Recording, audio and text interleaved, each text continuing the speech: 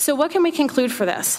We can conclude without question that the resources currently deployed for the battle are insufficient to the task at hand. However, the necessary technology does in fact exist. It is ready, it is scalable, it is highly efficacious, and it has been proven over and over again.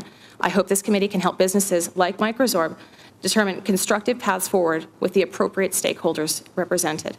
Well, and it shouldn't be that hard for any company. And Mrs. Baird, I'd like you to testify just briefly about your first experience, which wasn't just a few weeks ago, or your company's first experience with trying to present to a federal government a technology that might work even before this spill. Do you want to add anything to your testimony about that? I think that the thing to understand about our microbial solution is that the first open water application, this was back in 1990 when the tanker Megaborg exploded off the about 57 miles off the coast of Galveston. And it was at that point that the state of Texas really kept a close eye on us and watched as we were able to remediate damage in the Gulf from crude oil back then. It was at that point that we were placed on the EPA contingency product plan and have remained there ever since. I think that the challenge that we've faced is understanding which government officials we should be meeting with. We too have been with Billy Nungusser down in Plaquemines Parish, and we've been with so many other fantastic and supportive government agencies since then. And I really think that everyone feels as though their hands are tied and no one wants to spend constituent tax dollars with the hope that BP is going to pay back. And I think that that's been one of the challenges that we have faced. I believe there are other small companies out there in the private sector just like us. How do we let them in? How do we create an environment that fosters and encourages investment in critical technologies? I leave that to this body, but you should know that negotiating your way as a small business through the bureaucratic maze that presently exists is like playing a video game that no one can master. It's like trying to get to the next level that does not exist. On the comment of when you first approached the federal government with technology, and you have several technologies, so you can pick just one, why don't you think they have accepted some of the things that you've presented to them? We started 12 years ago with the federal government going to RRT meetings.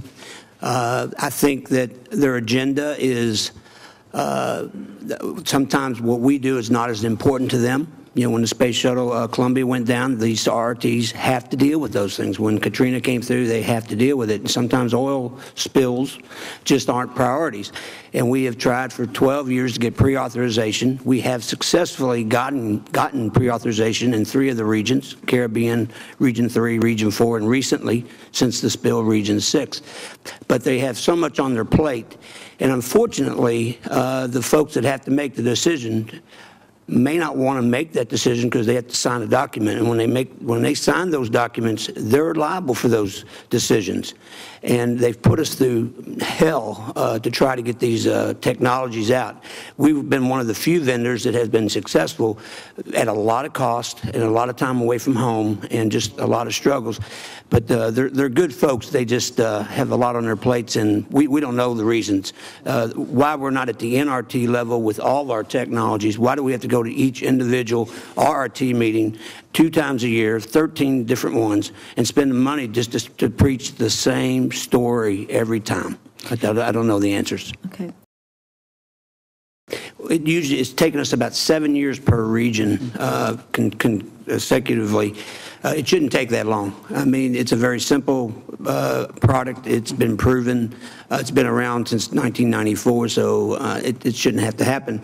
The things that we feel that need to be done, you're right. There's a document called the Selection Guide, which was written by Region 3, Region 4, and the Coast Guard, which does look at all these products, which they do examine, and they put them through the ARCH process.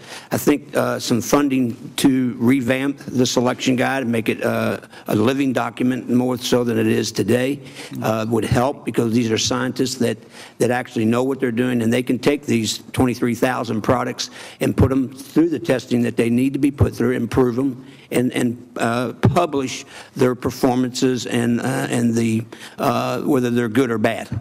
It's a great document. It is available to everyone online, and I think that should be brought back to life, especially in lieu of what's happened today. Yeah, these are good suggestions. Thank you.